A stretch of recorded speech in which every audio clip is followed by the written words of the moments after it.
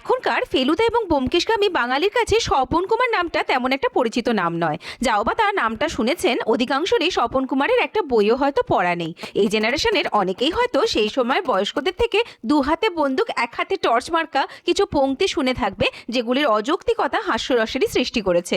সেই দীপক চ্যাটার্জি চরিত্রটিকে পর্দায় বিশ্বাসযোগ্য করে তোলাটা মুখের কথা তো নয়, তবে আশা জাগাচ্ছে দেবালয় ভট্টাচার্যের সদ্য মুক্তিপ্রাপ্ত বাদামি হায়নার কবলে সিনেমা ট্রেলারটি। ছবিটির ট্রেলারে দীপকের চরিত্রে বিভিন্ন দিক তুলে ধরা হয়েছে, যার মধ্যে সাধারণ দীপক এবং গোয়েন্দা দীপকের মধ্যে এক প্রকার দ্বন্দ্ব কাজ করে।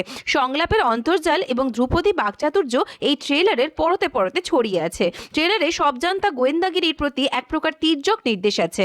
আজকাল সিনেমায় দেখানো গোয়েন্দারা যেমন অতি নাটকীয় ভঙ্গিতে অনায়াসে সমস্ত কেস সলভ করে ফেলেন, যাদের জীবনে স্বাভাবিক কোনো সমস্যা নেই, প্রেম নেই, ব্যর্থতা নেই, ক্রাইসিস নেই, এমন চরিত্র যে দীপকের হবে না তা স্পষ্ট আভাস আছে।